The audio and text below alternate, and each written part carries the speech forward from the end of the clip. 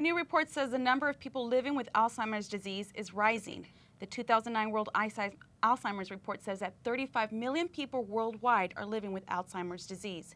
That's a 10% increase from 2005. The Alzheimer's Association says the disease will increase personal costs and affect the world's economy and healthcare system. The report suggests that World Health Organization treat dementia as a worldwide health priority. The number of people with the disease is predicted to grow from 65 million in 2030 to about 115 million in 2050.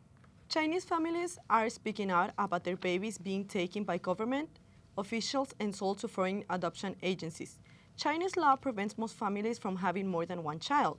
Investigators locate families who violate the law and hit them with stiff fines. But the same officials have been reportedly stealing babies, selling them and pocketing the money. The official report says that infants were found abandoned. They warn families not to tell anyone about the kidnapping or they'll be fined for having the extra baby. The fines are several $1,000s, but the average income of the rural family is $500. China's Central Adoption Authority denies any children were taken without permission. It says all registered orphans were found abandoned and money made from foreign adoptions goes toward orphanages. The West Los Angeles Center is in the business of helping women through the many stages of pregnancy and childbirth. Jeanette Weinstein reports on how many women say it's making a difference in their lives. We're talking about the Sanctuary Family Wellness Center. The center offers a variety of services with a holistic approach. Among the services, a support group catering to moms and their babies and pregnant moms-to-be. The Director of Lactation Services, Kimberly Durden, facilitates the group's meetings and discussions. Number one, it helps moms see that they're not alone. When they have a new baby and they come to our moms group, they meet other moms with new babies, and they can talk about some of the things, the challenges that they're facing, and instead of them feeling like they're the only one facing that challenge, they meet other women who are saying, oh, I have that challenge too, and it helps them feel more comfortable, and it helps them move into their role as a mother with much greater ease.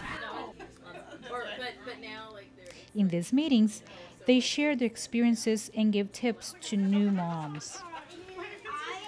Tina Sherman says how important this group has been for her and her family. The group has been amazing to come to keep my sanity, touch base with other new moms. Even as an experienced mom with a 4-year-old, you need to touch base every now and then and remember what it's like, because each baby's different, each pregnancy is different. This week, they spoke about sleep deprivation, postpartum depression, and even how to deal with the in-laws. Home birth, C-section, and everything in between, whatever your concern is. This group here, the Moms Group in West LA, is ready to help you deal with it. In West LA, I'm Jeanette Weinstein for Valley View News. Twitter seems to be shaking up earthquake notifications. Federal researchers are poring over the internet to see if tweets can beat seismographs in reporting earthquakes. Web experts have already pointed in China, an earthquake in China as an example of how Twitter beats USGS computers by more than 2 minutes in reporting the seismic disturbance. Scientists have started using Twitter to monitor and count the use of the words quake, earthquake, and terremoto, which is the Spanish word for earthquake. Twitter seems to be a good source in tracking down earthquake activity, but scientists say they will keep using the USGS system as well.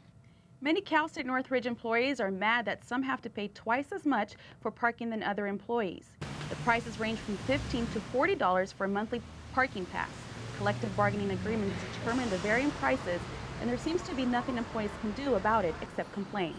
The university's Parking and Transportation Services says there is nothing unfair about it. It's simply what has been determined. The parking fees have increased in the last 4 years to fund a new parking structure. Students from Latin America and the U.S. tackle some social, political, and economic problems in a 3-day conference held earlier this month at the Getty Center. Latin Vanguard USA, the most important open forum for dialogue and debate for university students of Latino background, has taken place at the Getty Museum in Los Angeles. Speakers included politicians, actors, academics, and community organizers. Actress Patricia Velasquez said she likes to advocate for the Latino success in countries outside of Latin America. From my personal experience, I can tell you that as time goes by, you will feel more proud and you will understand how great it is to be Latin. Students were excited of their participation in the forum and said now they have different perspectives of Latin America and the U.S. And we should engage more Latino youth, maybe even at a younger level.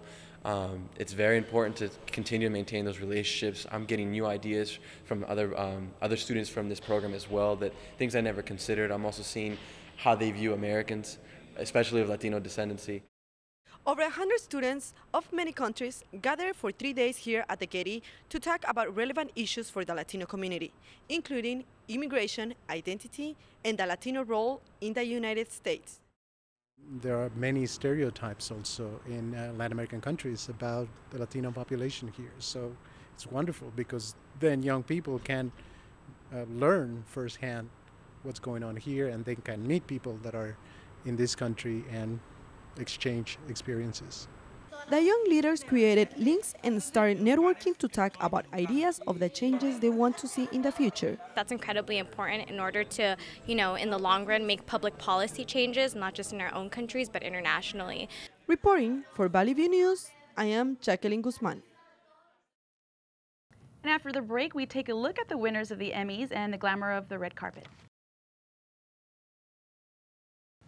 And now here's Tanya Levine with entertainment. She has the latest update on the David Hasselhoff accusation and details about the Michael Jackson case. There were a lot of repeat winners at the 61st Primetime Emmy Awards. The Amazing Race won for Outstanding Reality Show for the 7th year in a row. NBC's 30 Rock won its 3rd straight Emmy for Outstanding Comedy. Alec Baldwin snagged the award for lead actor in a comedy series. That made him the only actor winning for 30 Rock. AMC's Mad Men was recognized for Outstanding Drama.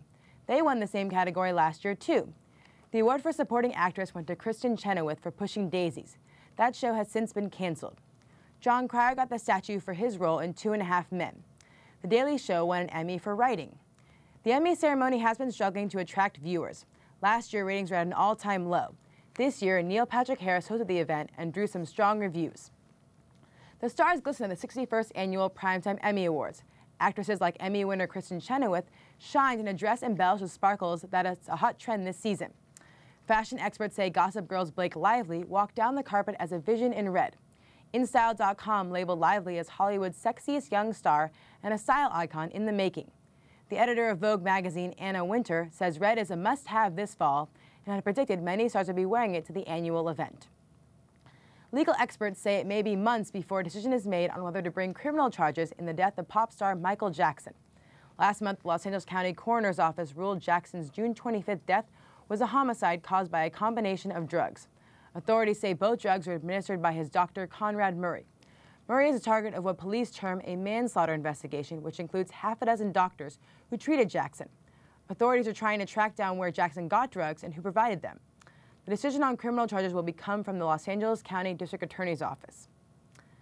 Los Angeles fire officials say an ambulance was called to the Encino home of actor David Hasselhoff. Paramedics responded to a 911 call, and one person was transported to the hospital. Authorities would not say if it was Hasselhoff. The actor has publicly discussed his battle with alcoholism in the past.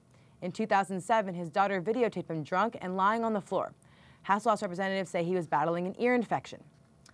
Actor John Travolta may take the stand against 2 people who allegedly tried to blackmail him following his son's death in the Bahamas. Travolta is on the list of 14 witnesses against the defendants, a former Bahamas senator and an ambulance driver who allegedly threatened to release a document related to the treatment of Travolta's chronically ill son. Prosecutors have declined to say when Travolta might take the stand or whether he is in the country. Both defendants have been freed on bail. What a day in entertainment. Now let's hear from Jacqueline. The Space Shuttle Discovery has headed back to Florida. Discovery and its crew of 7 astronauts landed in California after a 14-day mission focusing on the maintenance of the International Space Station. The space shuttle was transferred from California's Edwards Air Force Base to NASA's Kennedy Space Center. The shuttle piggybacks to Florida and modified 747 known as the Shuttle Carrier aircraft. For Natanya Levine and Adam Levin, I'm Shayla Selva. And I'm Jacqueline Guzman. Have a nice day.